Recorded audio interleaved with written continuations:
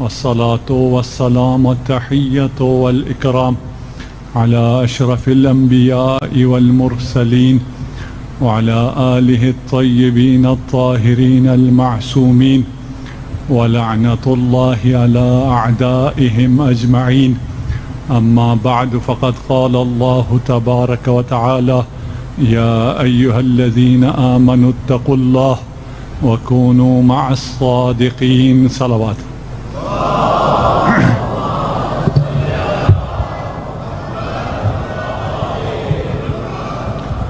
آج مجلس میں تاخیر سے آنے پر معذرت خواہ ہوں. کل سے جس طرح پورے عشرے میں تھی، ہم تقریباً 8:15 شروع کر دیں گے انشاءاللہ، اور جنہیں زحمت ہوئی ان کے لیے میں معذرت خواہ ہوں.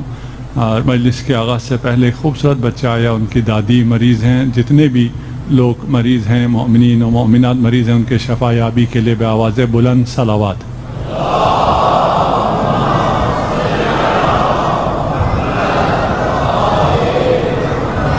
امیر المؤمنین کے ایک خوبصورت خط سے جو جوان کے نام پر ہے، جوان کے لیے ہے، آج کے جوانوں کے لیے ہے، اس سے ہم نے یہ موضوع لیا.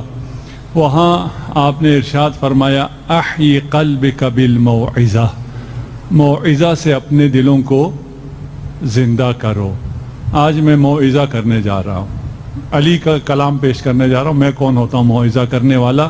لیکن یہ خیال رکھیے، آج کا دن ہم نے اپنے قلوب کو زندہ کرنا ہے، اور ہمارے قلوب اگر ہم علی والے ہیں تو موعظہ سے زندہ ہوتے ہیں. صلوات پڑھ دیجئے محمد و آل محمد.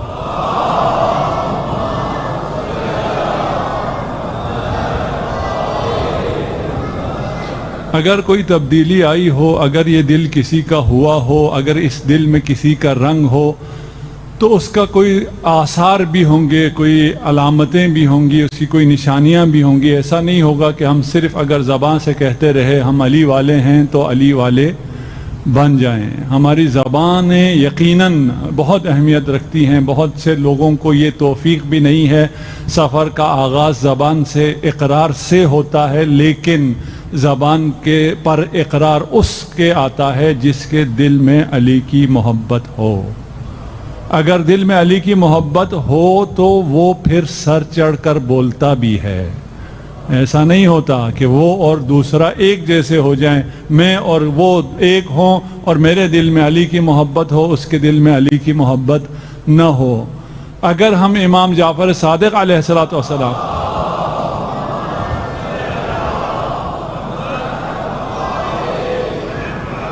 سے سوال کریں، اگر ہمارے دل میں عشق علی ہے، اس کے کوئی آثار ہیں یا نہیں ہیں؟ امام کے جواب کو پیش کرتا ہوں. اس سے پہلے میں یہ بتا دوں، وہ پانی جو بالکل بے خاصیت ہے، وہ پانی جس میں اتنا شعور نہیں ہے جتنا آپ میں ہے، وہ بھی اگر عطر کے ساتھ رہے، گلاب کے ساتھ رہے، تو اس میں بھی خوشبو آ جاتی ہے، وہ بھی عطر بن جاتا ہے. یہ کیسے ہو سکتا ہے؟ ہم اہل بیت کے ساتھ نہیں، اہل بیت ہمارے دلوں میں ہوں اور ہماری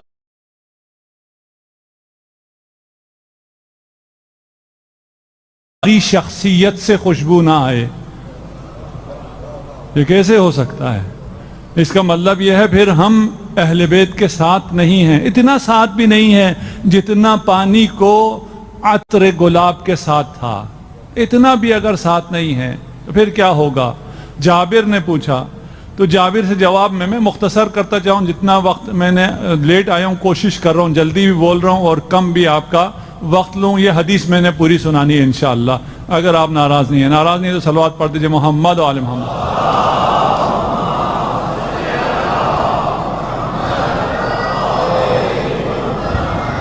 یا جابر ایکتفی من انتحل التشیع، اگر کوئی کہے میں شیعہ ہوں، کیا یہ کافی ہے؟ جابر سے امام سوال کر رہے ہیں. صرف جابر سے سوال کر رہے ہیں؟ نہیں، آپ سے بھی پوچھ رہے ہیں. کیا یہ کافی ہے کہ آپ کہہ دیں میں کیا شیعہ علی ہوں؟ یہ کافی ہے؟ ان یقول بحبنا اہل البیت فواللہ ما شیعتنا الا من اتقى اللہ واطاعہ. قسم اسم جلالہ کی قسم اٹھانے والا بھی صادق آل محمد قسم ہے مجھے خدا کی ہمارا شیعہ صرف وہ ہے جو متقی ہے. الا من اتقى اللہ واطاعہ، جو اللہ کا تقوی اختیار کرے اور اللہ کی اطاعت کرے. تقوی ہمیں بہت کم سمجھایا جاتا ہے، سمجھانے پہ زور نہیں ہوتا، ڈرانے پہ زور زیادہ ہوتا ہے. میری کوشش ہوتی ہے یہ بچے جو بیٹھے ہیں یہ سمجھ جائیں، ان بچوں کے بدولت شاید ہمیں بھی کچھ سمجھ میں آ جائے.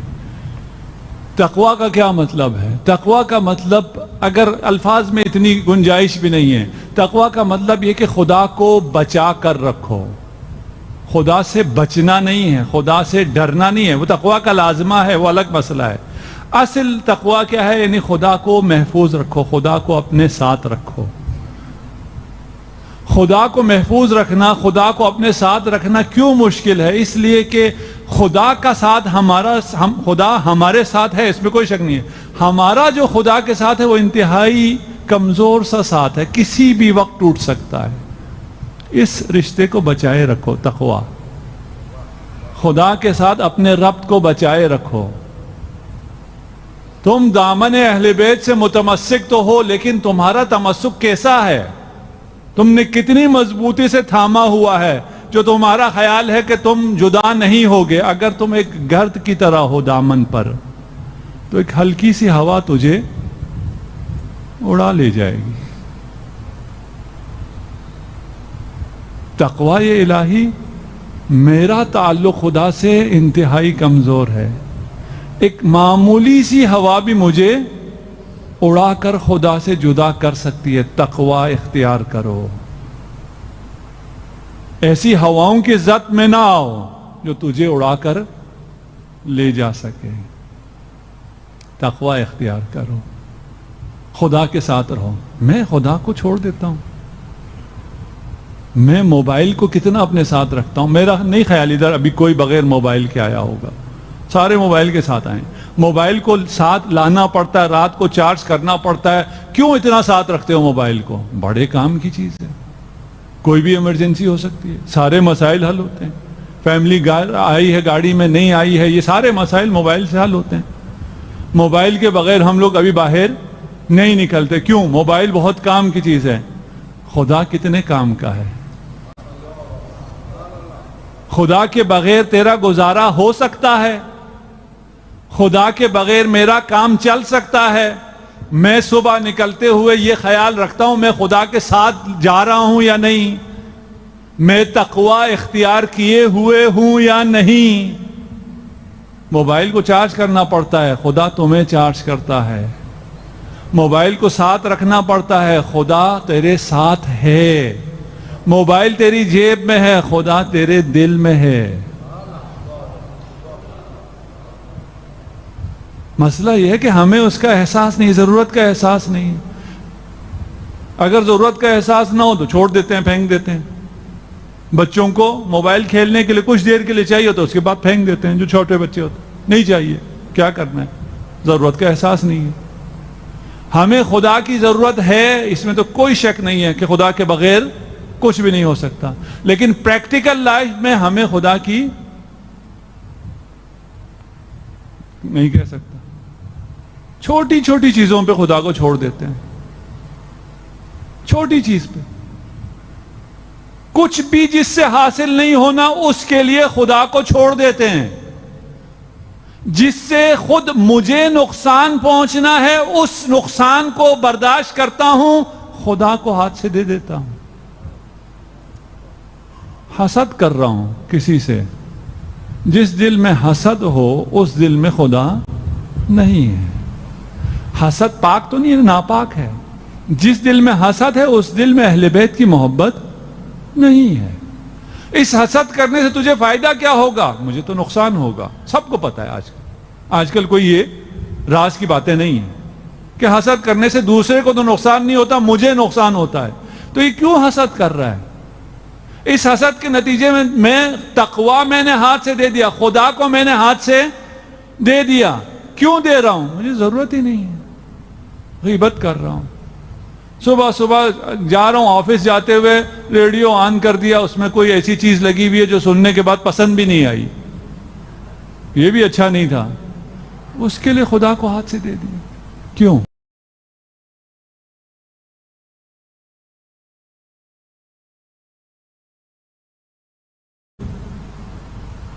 اس لیے کہ خدا کی اہمیت نہیں ہے. ایک مثال سے بچوں کو سمجھاؤں. مچھلی ہے, دریا میں ہے, سمندر میں ہے. سمندر میں مچھلی کے لیے کیا کچھ نہیں ہے. اس کی زندگی سمندر میں ہے, اس کے لیے خوراک سمندر میں ہے, اس کا سب ضروریت کی چیزیں, پانی, سب کچھ سمندر میں ہے. سمندر اسے سب کچھ دیتی ہے. سمندر سے باہر یہ مچھلی جی نہیں سکتی. اسی طرح ہے نا. لیکن وہ کس چیز کے لیے سمندر کو ہاتھ سے دے دیتی ہے؟ ایک کیڑے کے لیے, ایک مردہ کیڑا جس کے پیچھے ایک کانٹا ہے, اس کانٹے کے لیے, اس کیڑے کے لیے, وہ مردہ کیڑا جسے وہ نگل بھی نہیں سکتی ہے, وہ دریا کو دے دیتی ہے, سمندر کو ہاتھ سے دے دیتی ہے.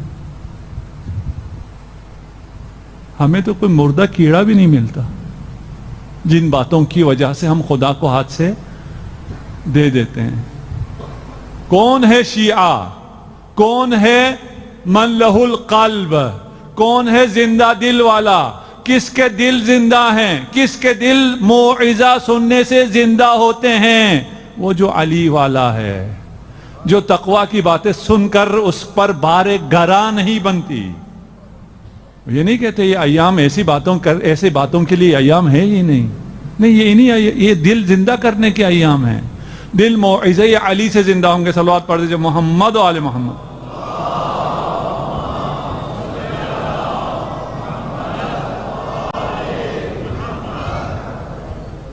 ذره خاکم که در کوی تو جای خوش است. ایک خاک کا ذرہ ہوں. حافظ کہتا ہے تیری گلی میں بہت خوش ہوں. ترسم دوست کے بادی ببرت ناگاہم. لیکن خوف اس کا ہے کہ کوئی ہوا چلے اور مجھے اس گلی سے لے جائے. خدا کے ساتھ کسی اور چیز کو ترجیح نہ دو. سمندر چھوڑ کر جو بھی کھاؤ گے موت ہی ملے گی, حیات نہیں ملے گی. خدا کو چھوڑ دیا, دل مردہ ہو گیا. مردہ دل کے ساتھ کبھی کچھ بھی انجوائے نہیں کر سکتے. کوئی چیز لذت نہیں دے سکتی, کوئی چیز سکون نہیں دے سکتی. وَكَانُوا يُعْرَفُونَ يَا جَابِرْ بِالتَّوَاضُعِ وَالتَّخَشُّعِ. کون علی والا ہے, کون شیعہ ہے؟ نعرے لگانے سے نہیں پتہ چلتا, تواضع سے پتہ چلتا ہے, خشیت سے پتہ چلتا ہے. اگر تواضع آ جائے ہماری زندگی میں, عام زندگیوں میں تواضع آ جائے, ہمارے سارے مسائل, اکثر مسائل حل ہو جائیں. امام کی میں نے حدیث آپ کو پیش کی تھی, یا نہیں جانا یہاں پیش کی ہے یا میں نے حیدری چوک پہ پیش کی ہے, کہ اگر کوئی شخص ہے وہ تم سے بڑا ہے عمر میں, کہو یہ مجھ سے اچھا ہے اس لیے کہ اس نے مجھ سے زیادہ عبادت کر رکھی ہے, یہ پہلے سے عبادت کر رہا ہے, یہ مجھ سے اچھا ہے. اگر چھوٹا ہے تو کہو اس کے گناہ مجھ سے کم ہیں, یہ بھی مجھ سے اچھا ہے. اور اگر تمہارا ہم عمر ہے تو کہو مجھے اپنے گناہوں کا تو پتہ ہے, اس کے تو گناہوں کا مجھے پتہ نہیں ہے, یہ مجھ سے اچھا ہے. یہ تواضع ہے جو امیر المومنین تواضع سکھا رہے ہیں. اگر وہ تواضع آ گیا تو پھر زندگی بہت آسان ہے. یہ ساری لڑائیاں ختم ہیں. غلطی مان لو, تم باس ہوتے رہو, شوہر ہوتے رہو, ماں ہوتی رہو. جب اگر غلطی ہو گئی ہے تو غلطی مان لو, بات ہی ختم. زندگی آسان. دل سکون میں, دل آرام میں. یہ دل اگر سکون میں رہے گا تو اس میں محبت اہل بیت رہے گی. اس دل میں اگر آرام اطمینان ہوگا تو اس میں حب اللہ ہوگی. اپنی عام چھوٹی چھوٹی باتوں میں بھی اگر مضطرب ہو جاؤ گے تو یہ نعمت تم سے چھن جائے گی. ایک شخص کہیں دروازہ اس نے غلط سائڈ سے کھولا سڑک سے, دوسری گاڑی پیچھے سے آئی. معمولاً اس کو اگر زیادہ بریک لگانی پڑے تو جو مکالمہ کرتے ہیں اس نے اس کے لیے کچھ برے کلمات استعمال کیے کہ فلان تم بے سمجھ ہو, فلان ہو, کسی جانور سے تشبیہ دی, تمہیں پتہ نہیں ہے. اس نے بڑھ کے کیا کہا؟ اس نے کہا آپ کا بہت شکریہ, آپ بہت ماہر ڈرائیور تھے، آپ کی مہارت سے یہ فلان حیوان جو ہے وہ موت سے نجات پا گیا، میں آپ کا کیسے شکریہ ادا کروں؟ جھگڑا آگے کہاں چلا؟ جھگڑا ختم، اس نے گلے لگایا، یار تم کتنے اچھے آدمی ہو، میں نے تمہیں کتنا برا کہا، تم کتنا اچھا بول رہے ہو۔ یہ تو ہم بولنے کی بات کر رہے ہیں نا، جنہوں نے امیر المؤمنین کے ساتھ بہت برا کیا، امیر المؤمنین نے اتنا اچھا سلوک کیا، لوگوں کو شک ہوتا ہے کہ شاید علی پہ ظلم ہی نہیں ہوا۔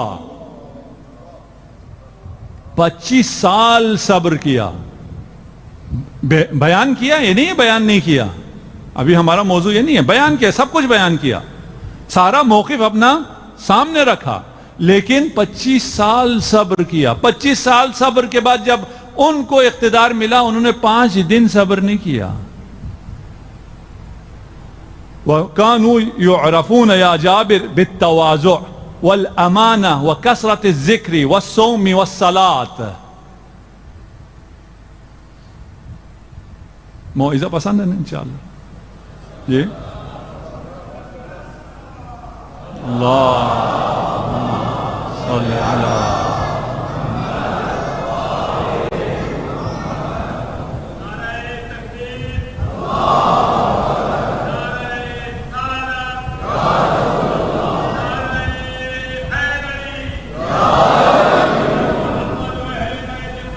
نئے آ رہے ہیں یا جو لوگ آنا چاہتے ہیں۔ ایک اور بات بھی انہوں نے بتائی کہ یہ جگہ زیادہ ٹھنڈی ہے، یہاں اے سی چل رہا ہے، اس لیے جن کو گرمی لگ رہی ہے وہ بھی یہاں آ سکتے ہیں۔ صلوات پڑھ دیجئے محمد و آل محمد۔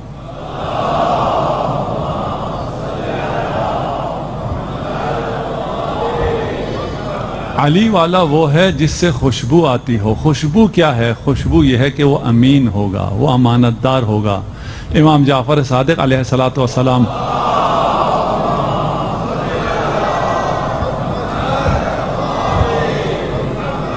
ارشاد فرماتے ہیں، اگر کسی کو دیکھنا چاہتے ہو، اگر کوئی رشتہ دینا چاہتے ہو، اگر کسی کو اپنے جاب پہ رکھنا چاہتے ہو، کسی پہ اعتماد کرنا چاہتے ہو، یہ نہ دیکھو کتنی لمبی نمازیں پڑھتا ہے، یہ نہ دیکھو کتنے روزے رکھتا ہے، یہ دیکھو امین ہے یا نہیں، سچا ہے یا نہیں۔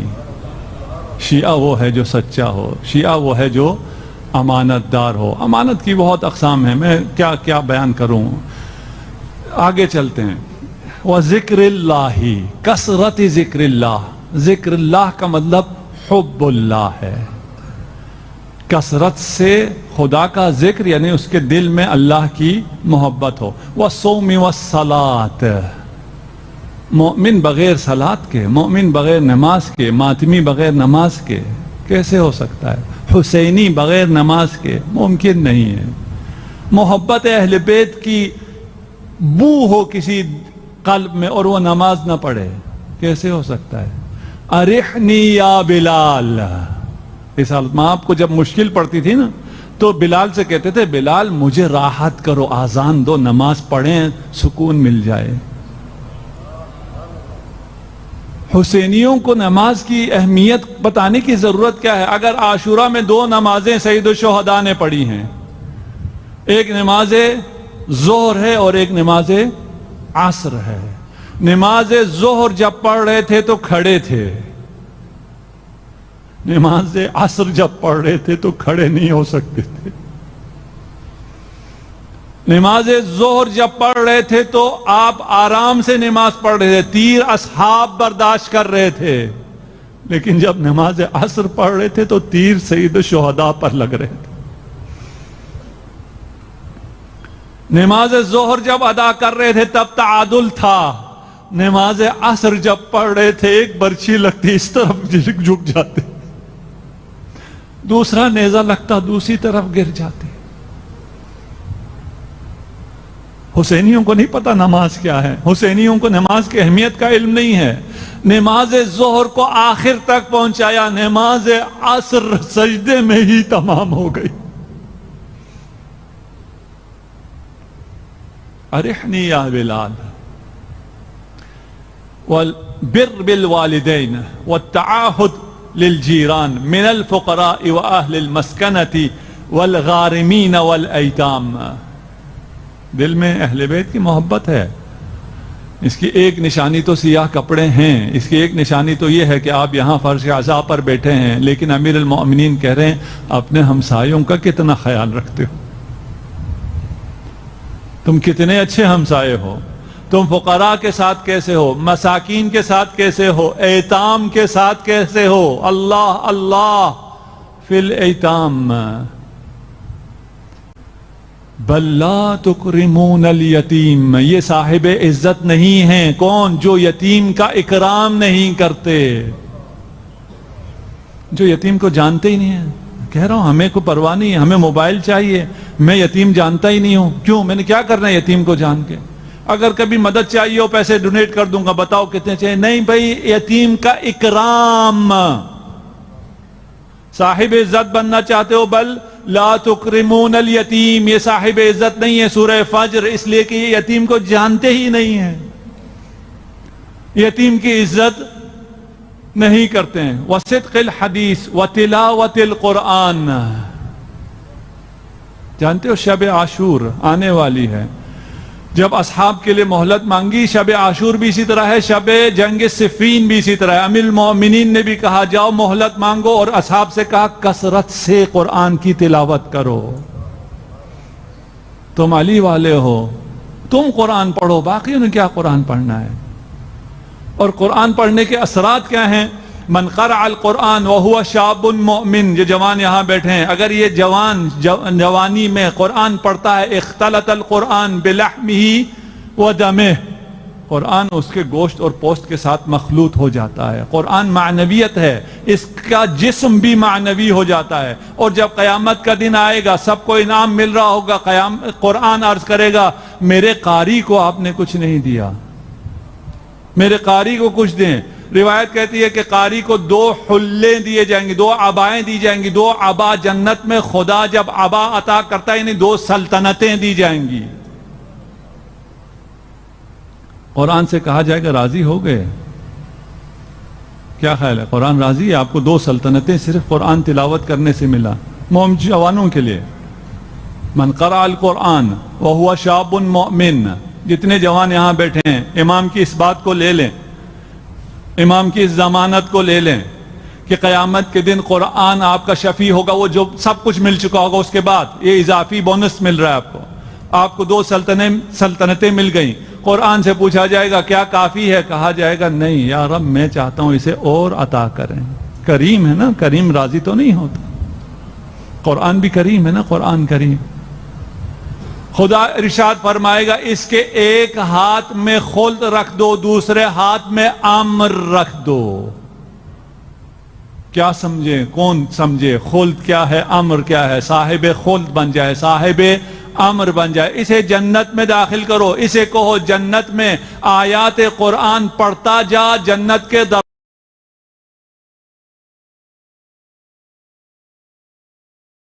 درجات کو طے کرتا جا. وعدد درجات الجنہ بعدد آیات القرآن. جتنی آیت ہیں قرآن کی، اتنے جنت کے درجات ہیں. پھر اعلیٰ ترین درجے پہ انشاءاللہ یہ جوان تلاوت قرآن سے پہنچیں گے. صلوات پڑھ دیجئے محمد و آل محمد.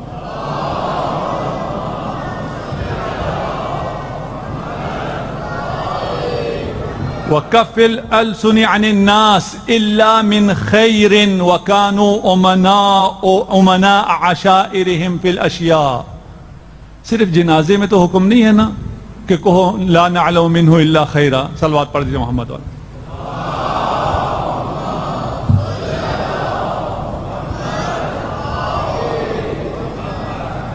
ہمیشہ یہ حکم ہے اچھا بولو. اگر اچھا نہیں بول سکتے تو خاموش رہو، کسی کے بارے میں کچھ نہ بولو. اچھا بولنے میں آپ کو جو انرجی ملے گی، آپ کو جو پازیٹیو انرجی ملے گی، اپنا سوچتے ہو تو بھی دوسرے کے لیے اچھا بولو، دوسرے کے لیے اچھا سوچو. بعض لوگوں کو پتہ نہیں ایسی عادت ہوتی ہے، جب تک وہ نیگیٹو نہ بولے انہیں سکون نہیں ملتا. انہیں سکون نہیں مل رہا ہوتا، وہ اور خراب ہو رہے ہوتے ہیں. عادت ہو گئی ہے، نشے کی عادت سے جسم اور خراب ہو رہا ہوتا ہے، لیکن عادت ہو گئی ہوتی. اس ایڈکشن کو چھوڑا جا سکتا ہے. اچھا بولو، اچھا سوچو. قال جابر فقلت یا ابن رسول اللہ آپ بھی اگر پریشان ہو گئے ہوں، شیعہ تو یہ ہے، جابر بھی پریشان ہو گیا، جابر نے کہا یہ اپنا رسول اللہ اگر یہ شیعہ ہے تو یہ کہیں نظر تو نہیں آتا، میں کیا کروں، کس کے ساتھ رہوں، کس کے ساتھ اٹھوں؟ کیا ارشاد فرمایا؟ یا جابر لا تذهبن بك المذاهب حسب الرجل، لوگوں کو دیکھ کر مذہب کا اختیار نہ کرو کہ لوگ کیا کہہ رہے ہیں۔ ان يقول احب عليا واتولاه ثم لا يكون مع ذلك فعالا، اگر کوئی صرف یہ کہہ رہا ہے کہ میں علی والا ہوں، میں علی کو چاہتا ہوں، علی علی، لیکن اس کے بعد اس کے عمل میں کچھ نظر نہ آ رہا ہو تو اس کی اس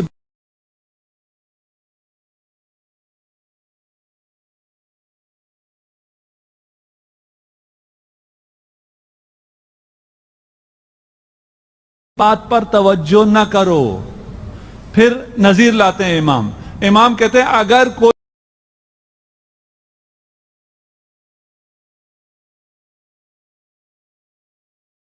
آئے، یہ ہم سب کو سمجھ میں آئے گی یہ بات امام کی، یہ نظیر جو ہے، اگر کوئی آئے اور کہے میں محمد سے بہت پیار کرتا ہوں، میں محمد سے بہت عشق کرتا ہوں، میرے دل میں عشق محمد سے میرا دل معمور ہے، لیکن وہ اتباع نہ کرتا ہو، آپ اس کے بارے میں کیا کہیں گے؟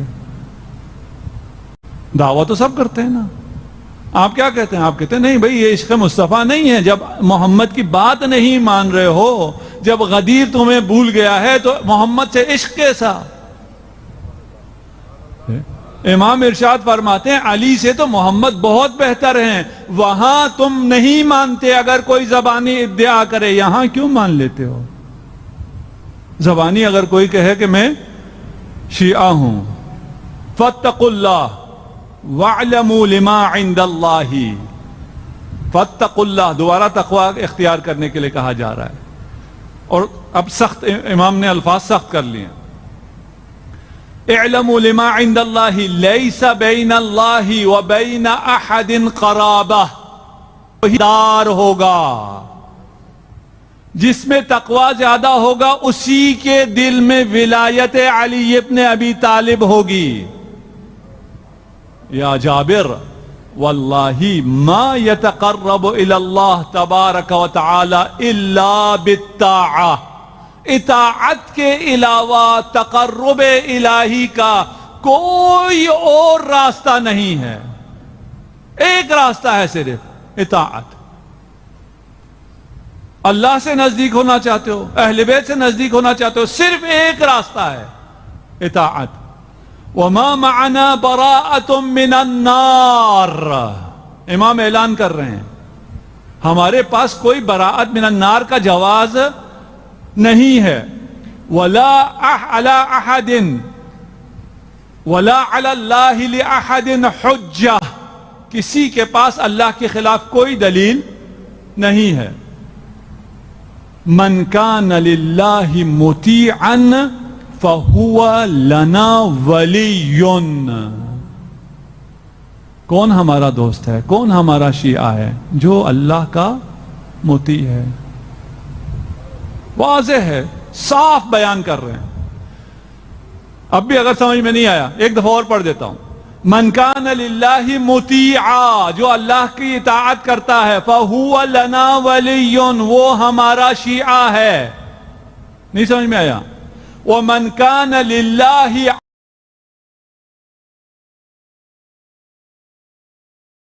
عاصیا فہو لنا عدو،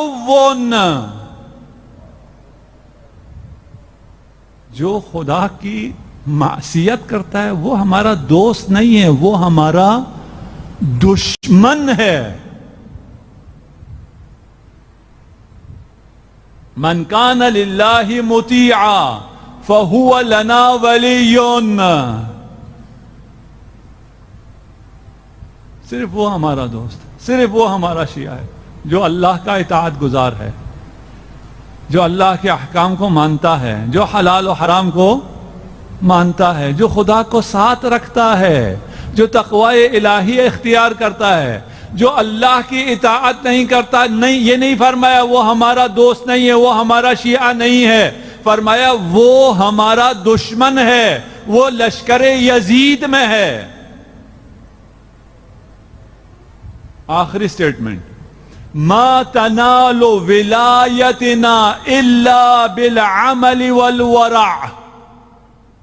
ہماری ولایت چاہتے ہو، عمل کرنا پڑے گا، پرہیزگاری اختیار کرنی پڑے گی، تقوی اختیار کرنا پڑے گا، تقوی کے بارے میں سننا پڑے گا، تقوی کو سن کے خوش ہونا پڑے گا، امام کے ان کلام کو سن کے خوش ہونا پڑے گا۔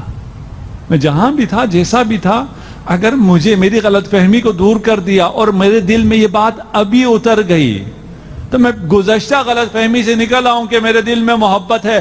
یقیناً محبت اہل بیت اگر کسی دل میں ہو، اسے کسی چیز کی ضرورت نہیں ہے، کوئی فکر نہیں ہے، بغیر حساب کتاب کے جنت میں جائے گا۔ لیکن محبت کس کے دل میں ہے؟ یہ بیان ہو گیا، محبت آپ کے زبان سے کہنے پہ نہیں ہے، محبت اطاعت خدا سے ہے۔ لا تنال ولایتنا الا بالعمل والورع۔ صلوات پڑھ دیجئے محمد و آل محمد۔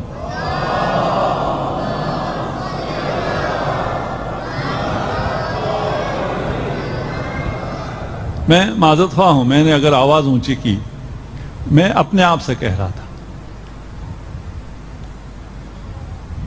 میں اس قابل بھی نہیں ہوں کہ ان باتوں کو یہاں دہرا سکوں۔ ساری رات گریہ کیا ہے اور بہت مشکل سے ان باتوں کو ادا کیا ہے۔ ہمارے معاشرے میں غلط فہمیاں بہت زیادہ ہیں۔ خدا کرے اگر یہ فرش عزا ہمیں نہ جگا سکے، اگر یہ ہمیں، ہمارے جوانوں کو اگر بیدار نہ کر سکے، یہ ہماری ذمہ داری ہے۔ وہ عاشورہ جو حیات دینے کے لیے ہے، وہ عاشورہ جو شروع آذان علی اکبر سے ہوتی ہے، مصائب کا آغاز بھی آذان سے ہے، وہ عاشورہ جو نماز سید الشہداء پہ ختم ہوتی ہے۔ کیسے ممکن ہے عاشورائی جوان ہوں اور اول وقت نماز نہ پڑھیں؟ نہیں، ممکن نہیں ہے۔ ابھی آپ جب آذان علی اکبر سنتے ہیں، ایک عام آدمی جس کی قرات بھی اچھی نہیں ہے، جس کی آواز بھی اچھی نہیں ہے، جس کی شکل بھی اچھی نہیں ہے، وہ جب آذان علی اکبر دیتا ہے آپ برداشت نہیں کر سکتے، آپ گریہ کرتے ہیں۔ تصور کریں جب ہم شکل پیمبر خود آذان دے رہا ہو اور سننے والی بیویاں ہوں، نہ جانے کیسے برداشت کیا ہوگا۔ دو ہم شکل پیمبر ہیں اس دنیا میں، ایک ہم شکل پیمبر علی اکبر جس کے مصائب سننے کے لیے آپ یہاں جمع ہیں، اور ایک ہم شکل پیمبر جو آج کی اس عزا کا بانی ہے، امام زمان عجل اللہ فرجہ الشریف۔ ایک شخص نے خواب میں رسول خدا کو دیکھا، مسیحی تھا، حضرت عیسیٰ کو بھی دیکھا اور جا کر اظہار عقیدت کیا۔ حضرت عیسیٰ نے کہا اگر ہدایت چاہتے ہو تو ان کے ہاتھ پہ کلمہ پڑھو۔ اگلے دن مسجد نبوی آیا، میں نے رسول خدا کو خواب میں دیکھا ہے، میں نے اسلام قبول کرنا ہے۔ امام حسین تشریف فرما تھے، پوچھا رسول خدا کو خواب میں دیکھا ہے؟ کہا ہاں۔ کہا جاؤ، وہ ایک بچہ، ایک جوان نماز پڑھ رہا ہے مسجد میں، اس کے پاس جاؤ، اس کے ہاتھ پر ایمان لے کے آؤ، اسلام لے کے آؤ۔ وہ آتا ہے، وہ کہتا ہے میں نے تو سنا تھا رسول خدا کی رحلت ہو گئی ہے، یہ تو یہی رسول خدا تھے جنہیں میں نے خواب میں دیکھا ہے۔ کہا نہیں، یہ میرا بیٹا ہے، یہ ہم شکل پیمبر ہے۔ لقد برز الیہم غلام اشبہ الناس برسولک خلقا وخلقا ومنطقا۔ اے خدا گواہ رہنا، اس قوم کی طرف میں نے اس فرد کو بھیجا ہے جب علی اور بطول کے اولاد پیغمبر کا اشتیاق کرتے تو علی اکبر کی زیارت کرتے تھے. باقی جتنے آئے سب کو بہت مشکل سے امام نے اجازت دی، لیکن علی اکبر کو فوراً اجازت دے دی. فرمایا جاؤ، جس نے پالا ہے اس سے اجازت لو. علی اکبر کا وداع اور حسین کا وداع، یہ دو وداع مقتل میں ملتے ہیں.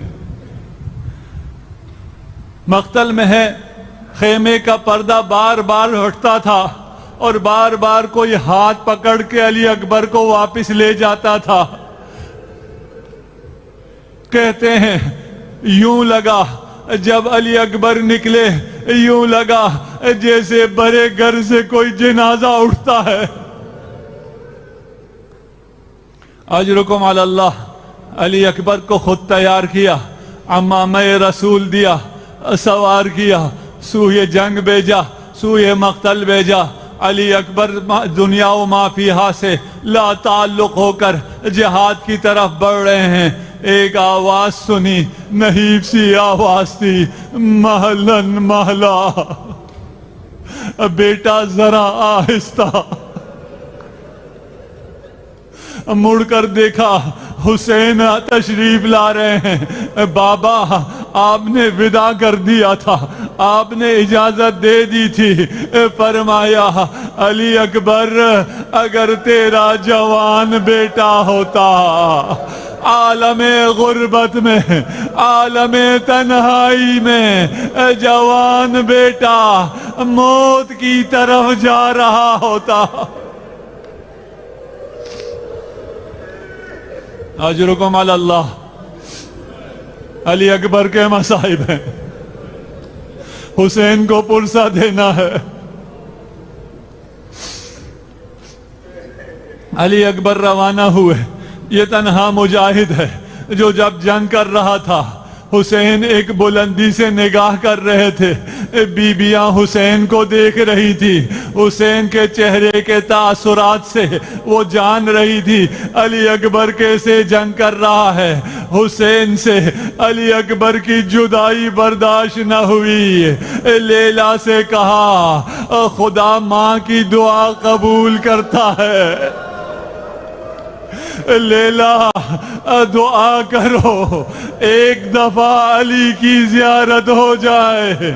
لیلا نے ہاتھ اٹھائے، یا راد یوسف الی یعقوب، اے وہ ذات جس نے یوسف کو یعقوب سے ملایا، حسین سے اکبر کی جدائی برداشت نہیں ہو رہی.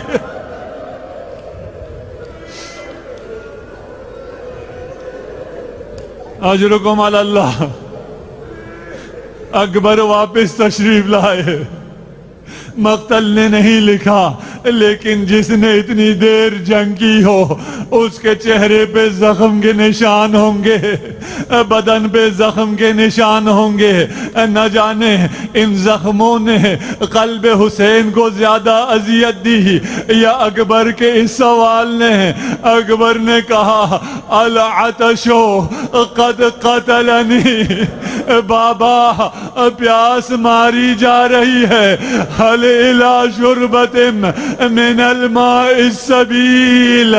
علی اکبر ہماری ساری سبیلیں تجھ پر قربان، تیری پیاسے لبوں کی خاطر ہم دنیا کو سیراب کریں گے. بے موسم انگور دینے والا باپ علی اکبر جوان آخری تمنا پوری نہیں کر سکا. فرمایا بنیا ہاتھ لسانک.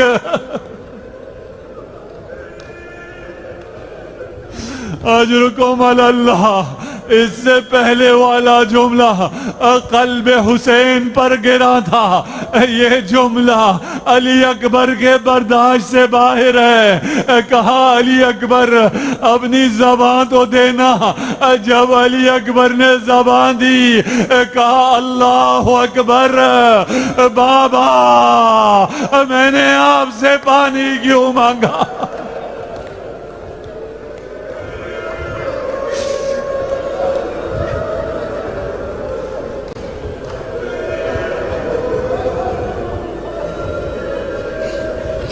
اجرکم علی اللہ۔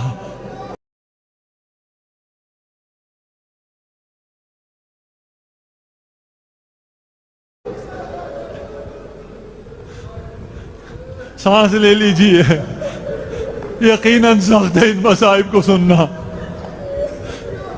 خدا ان آوازوں پر اپنی رحمت کا نزول فرمائے، خدا آپ کی دعاؤں کو قبول فرمائے، خدا آپ کے مریضوں کو شفا عنایت فرمائے۔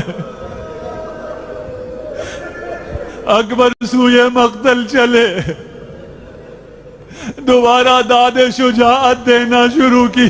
ایک موقع وہ بھی آیا جب زخموں سے چور ہو کر سینے فرض کو سنبھال نہ سکا، دوڑا مقتل کی طرف آنے کی بجائے، خیام کی طرف آنے کی بجائے لشکر اعداء میں چلا گیا۔ حسین دیکھ رہے ہیں، مقتل لکھتا ہے فَقَطَعُوهُ بِسُيُوفِهِمْ إِرْبًا إِرْبًا۔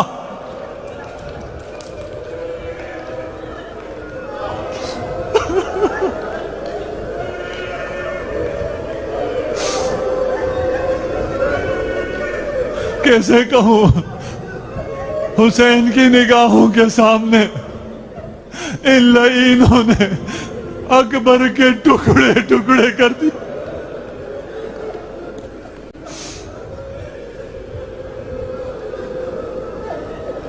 اجرکم علی اللہ۔ جب اکبر جنگ پر جا رہے تھے اس وقت بھی 3 دن کا پیاسا تھا۔ جو 3 دن کا پیاسا ہو، جس کے گلے میں گرد و غبار ہو، اس کی آواز کیسے نکل سکتی ہے؟ لیکن اب تو علی اکبر زمین کربلا پر ہیں، علی اکبر کے ٹکڑے ٹکڑے ہو گئے ہیں۔ اس حالت میں حسین کو پکارا، السلام علیکہ یا ابا عبداللہ، بابا میری فکر نہ کیجئے، ھذا جدی رسول اللہ یقرئک السلام، رسول خدا میرے استقبال کو آئے ہیں۔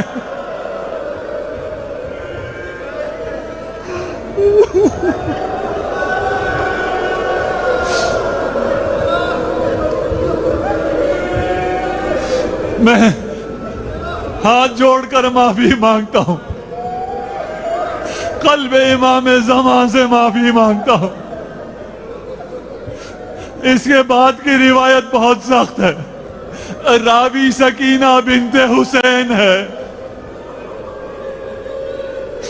حسین جو عقاب کی مانند جاتا ہو،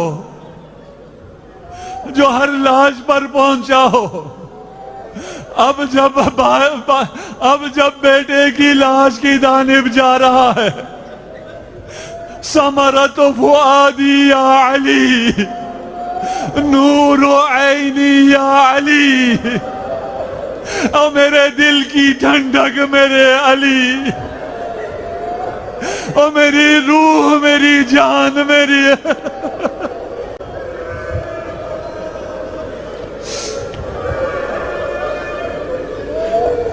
کوئی عام باپ ہو جسے اپنے بیٹے سے عام محبت ہو، وہ یہ منظر برداشت نہیں کر سکتا۔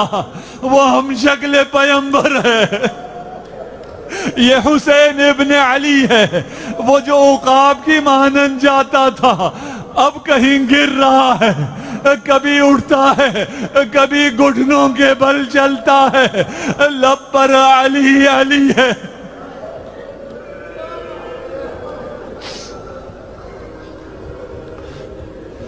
اجرکم علی اللہ.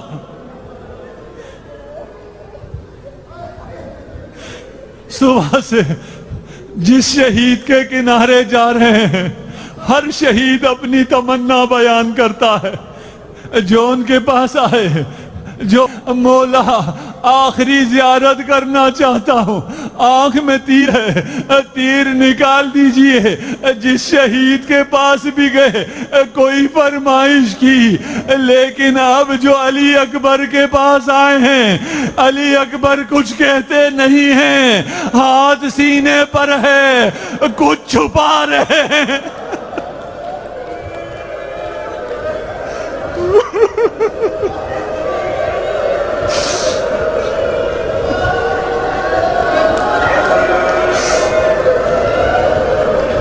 اجرکم علی اللہ.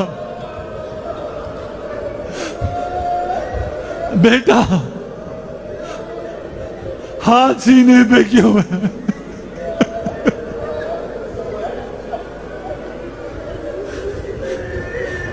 میں بیان نہ کر سکوں گا.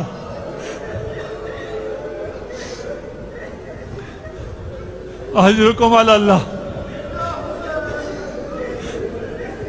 سکینہ کہتی ہے حسین میرے بھیا کے ساتھ لیٹ گئے، اب زمین کربلا پر لگتا یہ ہے 2 لاشیں لیٹی ہے.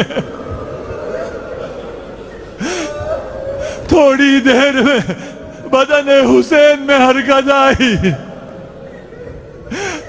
اکبر کا سر اپنے سہارے پسینے پر رکھا، کھڑے ہوئے.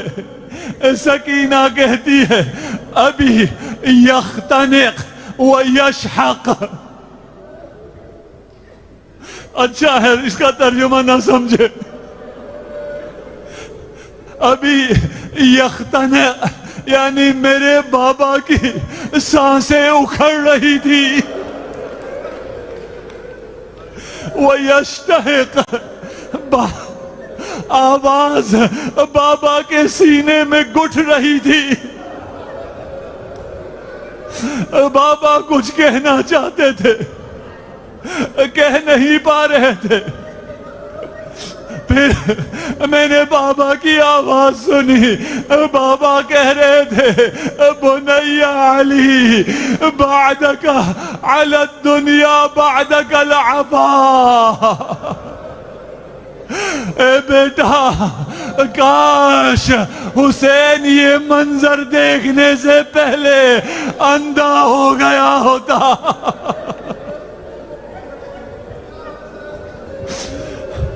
وہ امام جس کی وجہ سے کائنات میں حیات ہے، کائنات کی زندگی امام سے ہے.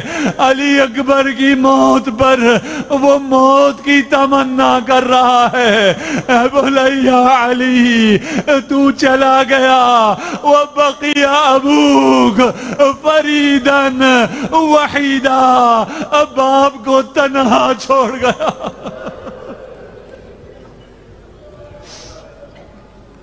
اجرکم علی اللہ. یہ منظر زینب نے جب دیکھا، زینب نے خیمہ چھوڑا.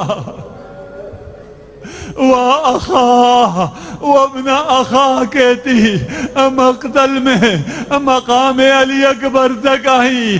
یہ پہلی دفعہ زینب خیام سے نکلی ہے. جب اکبر کی حالت دیکھی، دیکھا ایسی حالت میں لاشا کوئی جوان کا نہیں دیکھ سکتا، اپنے آپ کو اکبر پر گرا دیا. جب حسین نے زینب کو میدان میں دیکھا، فرمایا زینب تم تو جانتی ہو مجھے اکبر کتنا عزیز ہے، مجھے اکبر سے کتنا پیار ہے، لیکن زینب تیرا حجاب مجھے اکبر سے زیادہ عزیز ہے. خیمے میں چلی جا. زینب کو اٹھایا، زینب خیمے خیمے میں چلی گئی، لیکن بوڑھے باپ سے جوان کا لاشا نہ اٹھا، بنی ہاشم کے بچوں کو بلایا۔